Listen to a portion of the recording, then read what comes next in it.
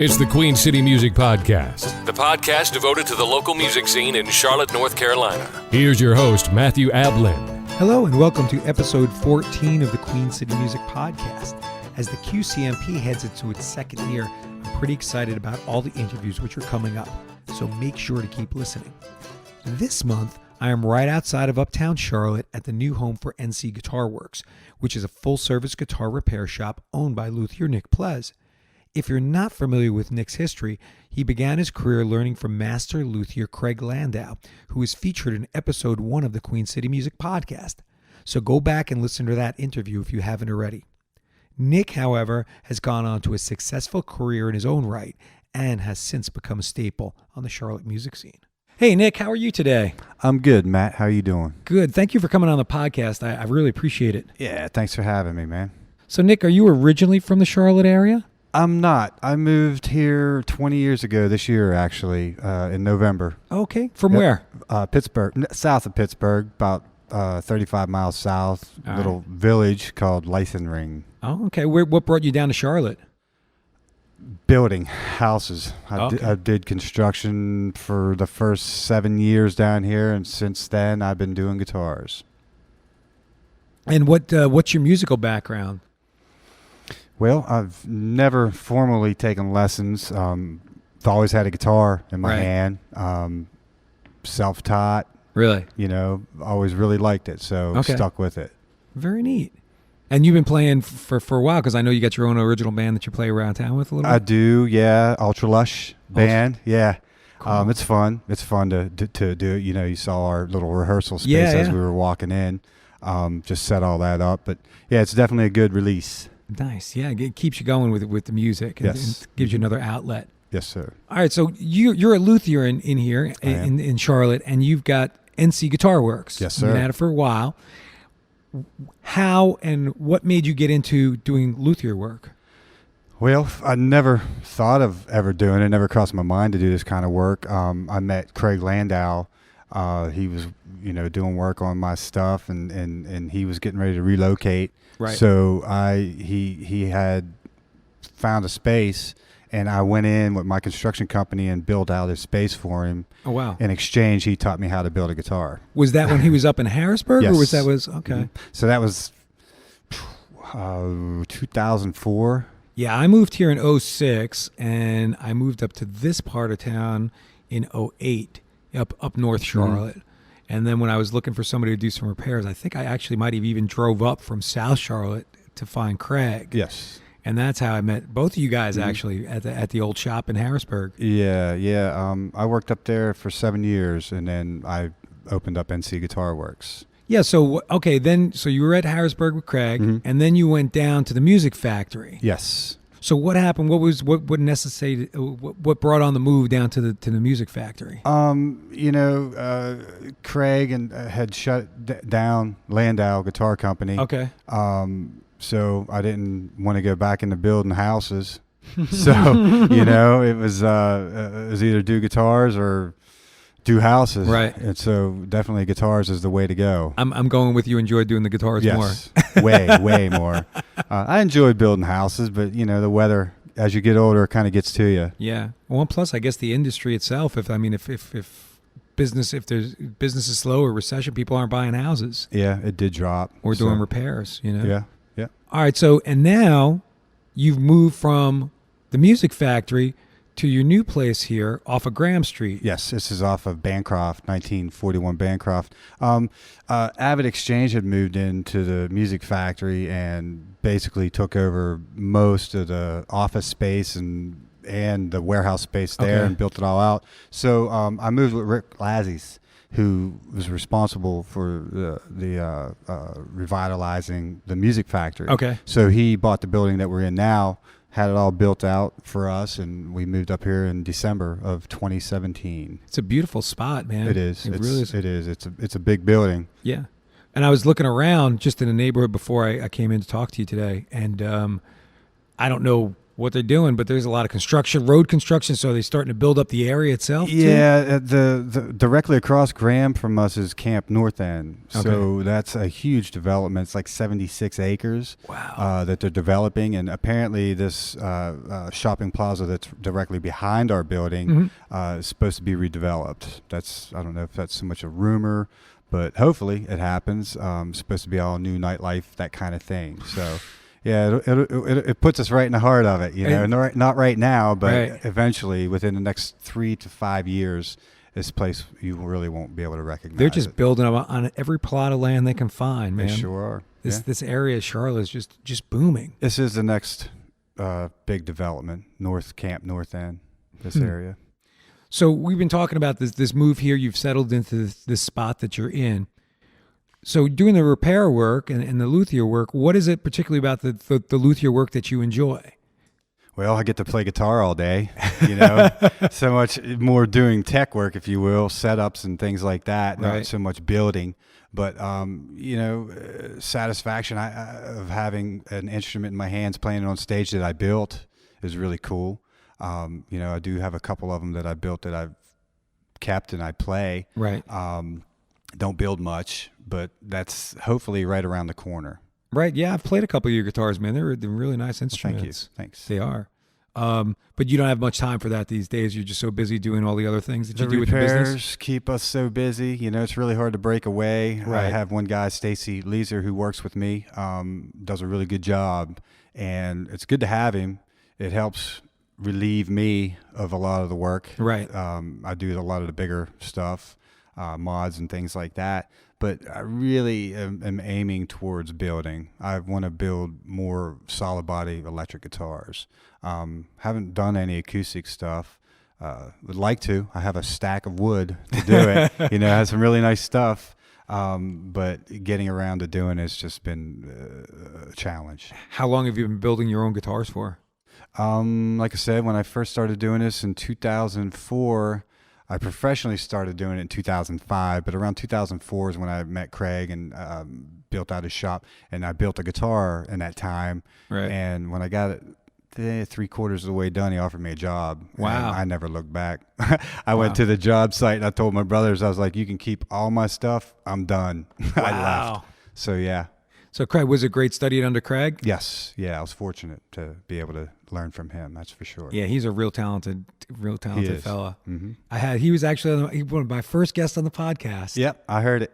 I spoke to him and I was like, who can I interview? Because I was trying to, what I try to do with the podcast is break it up. I don't want to have just all musicians on, And so I've interviewed Craig, luthier like yourself too, and up in 202 North Main, which is a wine bar and music room that's specifically acoustically designed. And I've interviewed some musicians from different genres. So I try to break it up. I don't want to keep just one set, but I also like to interview folks that I know, like yourself. I've known you for quite a few years. You've worked on my instruments. I'm like, of course I want to talk to Nick and find out what he's all about and let people in Charlotte know about him. So, all right. So getting back into the luthier work, do you just work on guitars? You work on other instruments as well? No, I do everything fretted, basically, mandolins, banjos, ukuleles, dulcimers.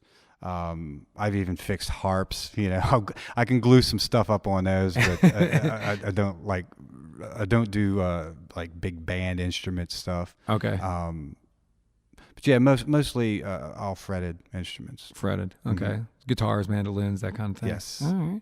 And what's the strangest thing you've ever encountered when you've been working on a guitar? Probably, I hate snakes. I reached into a guitar and there was a rattler from a rattlesnake in there. It scared the hell out of me. That was probably the strangest thing. So were you working on that with Craig at some time? Because I think he mentioned something like that a while ago. That probably, we've run across it a few times. I actually posted a video of the little rattler down in there, and I was strumming the guitar and you could see it move. Are you watching serious? it move. Yeah, that freaked me out. I don't think I found any fingernails in a guitar yet, but some bloody labels inside, that kind of thing. Yeah. Ouch. So I always wear gloves and a mask. You got to. hazardous waste fee. Oh my God! Yeah, you're pulling off with like tweezers and then throwing everything in the garbage. I don't want to be touching people's stuff. Nope. Oh my goodness! A lot of dust bunnies. But the strangest thing would definitely, I think, would be the rattler. I wonder how it would get in there. Like somebody. Well, just no, put the it people in? put it in there. Yeah, they use it as a percussive thing. Oh, really? Yeah, you get that little rattle out of it, when you're recording, I guess, with the microphone up to it. I think a lot of bluegrass guys like to do that. Man, that would drive me bonkers hearing that while I'm playing. Yeah, it freaked me out. Like I said, it did. It really freaked me out because I don't like snakes, but that did it. Oh, also, let's see, my LG2. I have a 1943 Gibson LG2 that I restored for a customer. It had a mud wasp nest on the neck block, so that was pretty freaky. Oh my God. Yeah. They just came in like that? It was in an attic for like 40 years. And this kid got it from his deceased grandfather and wanted to sell it and sold it at my shop to a customer. We evaluated the guitar and it was pretty bad off. But looking inside it, I also have pictures of that, a mud wasp nest on the neck block. Oh my gosh. So that was pretty cool.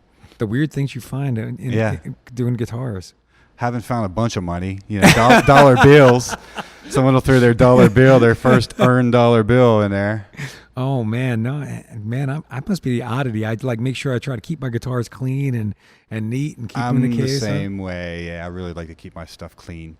It's funny when you encounter used instruments. Let's say if I go to Guitar Center or something like that, and I'm testing some of the used stuff that comes in. Man, people don't take care of their gear that well. Yeah, I see it a lot. That's why, like I said, I wear gloves and a mask a lot cleaning instruments.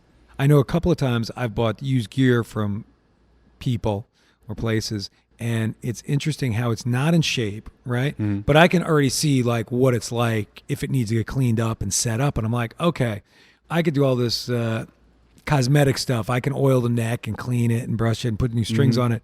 But if I want to get it set up, let's say I'll bring it to you to get set up. Yeah. I already know, like, this guitar is going to play great. Like my Jackson, my Charvel. Yes. The neck was all bent up, and I brought it into Nick. And, man, it took a couple of times bringing it back to get the neck all set, but it plays like a champ. Yeah. Sometimes it does, and that's part of my work. I guarantee everything I do. So, someone gets something back, if they want to change the way it's playing, that kind of thing might take a couple times with some people. Well, it's interesting to me that a lot of people, they might get rid of an instrument because something happens in the neck and they don't want to fix it. They just, this thing plays awful, I'll just get rid of it. Yeah, I get that. I had one come in today. Haven't pinned it down yet, but I think it's a 30s L00 Gibson. Yeah. And it was this kid's grandfather's, and he was asking about refinishing it. And it was the worst thing you can do to an instrument. They didn't think it was worth much, but a couple $100. But actually, it is, and we're actually going to get that thing playing again. Needs a lot of work, but yeah, it'll be here for a while. A little while. I try to get them in and out. Jobs like that, big jobs hanging over my head. I like to just get it to them, get it done, get it gone. It's like going to the trauma center. Yeah. Bring this patient back, please. Mm-hmm. Okay, you got rehab for about 6 months before we can do anything. Mm-hmm. All right, so you've been in Charlotte for a while. You've been doing the luthier stuff for a bit. Has luthier work changed since you got into it?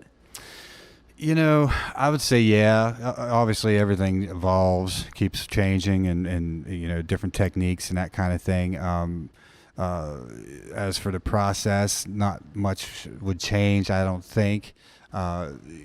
More of people developing ways of doing fret work. Mm-hmm. The Plec machine is one of the things. I haven't seen one personally, but I have a certain way of refretting that's very accurate, like that machine. But as for changing, it's again, I'm always changing ways I do things. Right. I learned it one way, and then I figure, this way might be a little bit better, a little bit faster, or so it's always changing. So yeah, I would say it's have to go back. Yeah. I notice a lot of folks kind of trying to do some of their own work themselves. Mm-hmm. I mean, when I need something done, I'm gonna bring it to you to get it set up right and that kind of work. I'm gonna bring it to a professional. But there are things I've screwed around with. I mean, if it's an inexpensive guitar, like I want to learn how to shield a guitar. Yeah. I'll open it up. I'll buy the metal things. I'll put them on. I don't care. It's $100 guitar. I got to learn how to do this. Yeah, I have a lot of people who like to tinker around on their stuff. Right. It's how many of it have you fixed? I'm sorry. Have you ever had to fix a lot of tinkering? Yeah, sometimes it makes the job harder. It really does, but for the most part, there's not just going through the process of doing a setup. There's just certain things you got to do, and it's got to be a certain way, and it's right. There's not too much involved to it. Yeah. All right. Well, we were talking before we started recording, and I was asking about the amount of the amount of luthiers coming to town in Charlotte. Charlotte's growing, expanding, and there's more and more people moving here all the time. So we had talked about the luthier community, and you had said that there wasn't maybe an increase in the amount of luthiers moving to Charlotte, but techs. Yeah, everyone likes to mess around with them, and there are some guys out there doing this work as well that have come into town. Right. I couldn't tell you a number. Yeah. I don't keep up with that. But as for luthiers, I really don't know the actual number of luthiers moving into the area. Do you keep in touch with some of the other guys? Not really. Yeah. Again, I'm here 7 days a week. Yeah. Sometimes, I get a day or two off, but stay really busy. So I just come in, put my head down, work, and repeat. Yeah, it's tough being an entrepreneur, huh? Yeah. It's fun. Yeah. But if you're not here, you're not making money. The work's not getting done. Yeah. Yeah, that is part of it. I don't get paid vacation. Right. But it's kind of, owning my own business and doing this kind of work is like a vacation compared to what I was doing, There you go. For most. So I'm fortunate to be doing it. Yeah, if you do what you love, what do they say? If you enjoy what you do for a living, you never work a day in your life. Exactly. I mean, there's some truth to it, but at some point it comes Not to always. what I mean. Yeah. But it beats going to stocking shelves somewhere in heat. Yes, building houses. So we've been talking earlier about you building guitars, and the luthier work that you do. What's your favorite aspect of luthier work? Do you have something that you enjoy doing more than anything else? I guess shaping a guitar, a solid body guitar. The body itself, or the shaping neck? the body is pretty fun job. The necks are as well. Again, what's gratifying is when you're finished, you have a guitar that you can play on stage, right? That you made yourself. That's always a good feeling. But again, I think the shaping of the body is probably one of my favorite things to do.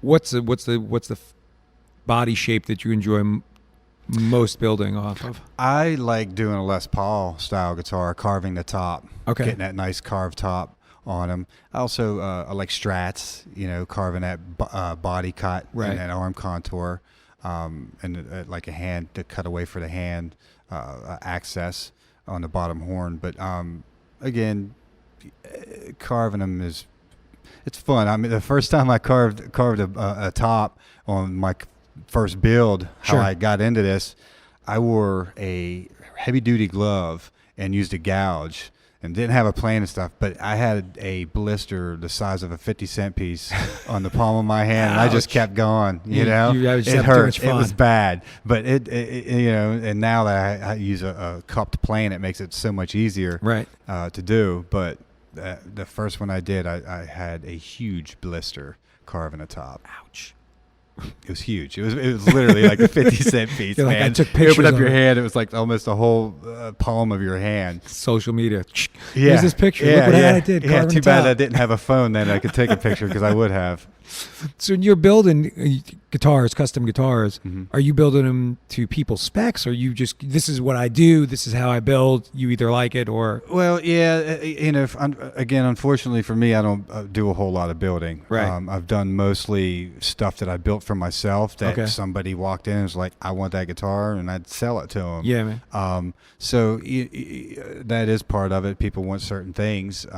So in the future here, that will be something that people will be able to do is decide what they would want in Right. an instrument and take notes and make it happen. And you're able to do it. That's good, Mhm. man. And we were talking even before we started recording. So we were talking about social media and the Mhm. impact of that on your business. How do you find that the social media has impacted NC Guitar Works? It's when people do searches on Google or wherever and they find my shop and see that I have a lot of 5-star reviews, that's their deciding factor of calling me and coming to me, Right. and acquiring a new customer. And then hopefully they're happy, and they usually are. Leads to their friends and then on and on and on. Sure. But yeah, definitely social media is a huge part today. I really try to keep up with it, post almost every day. Sometimes I take a little break from doing it. Right. But it's huge. Do people generally come in and tell you that, hey, I found you on Instagram or Facebook, or Yes. do they not say that? Mhm. No, a lot of people tell me why they're there or how they got there. I'm sorry. They've read my reviews. Right. That's wonderful. Yeah, you got to work that. I mean, in the 21st century, Yes. social media is just one of those things I think you got to keep up on for your business. I mean, you don't have to be crazy about it and post everything every day, but Yeah. I mean, put some pictures up of your work and the things that you do. And Hmm. It keeps it in the back of people's minds. yeah, absolutely. So what's coming down the pike for NC Guitar Works? Well, hopefully that CNC sitting right back here behind us, so we'll get to spitting out some guitars. Right. It's a moneymaker. That's the plan. I've interviewed quite a few people here in the past couple weeks that want to come in and work with it, because it's over my head. I Right. bought it in hopes to get that thing going, and it's just been stalled. So what exactly does it do? It's a computer-controlled router. Okay. And it, you load the files and it cuts out guitars. So for your own personal builds, is that what you're talking about? Yes. Yeah. Well, obviously, a thing can make just about anything out of wood. Sure. It also cuts brass and aluminum. Wow. But yes, hopefully getting that thing going sooner than later to start making some guitars. You've got a lot of. You were showing me around earlier. It's a pretty big space here that you've got. So it's fortunate. It is. Yeah. Yep. This part of the building is the wood shop. My guitar shop's over in the other section there. But yeah, it's a big space, and happy to be here. Yeah. And hopefully again get these guitars going out of this place. Man, well, much success. I mean, it's a beautiful place, and you do great work, man. Thanks. I'm sure NC Guitar Works will be around for quite some time. I'm hoping so. Yeah. I don't have any plans on not being here. So hopefully it'll just get bigger and bigger. Awesome, man.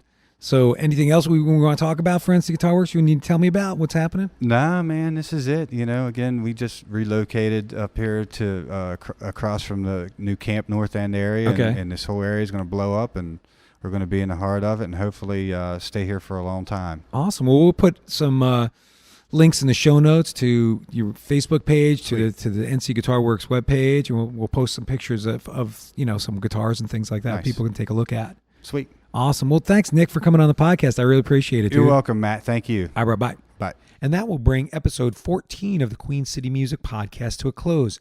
If you are a musician or otherwise involved in the music scene here in our fair city and would like to be a guest on the QCMP, reach out to me at qcmusicpodcast@gmail.com. Remember, you can find the podcast on iTunes, Spotify, iHeartRadio, and Google Play, among other places. So keep a lookout. Until next month, get out there and support your local music scene. Bye.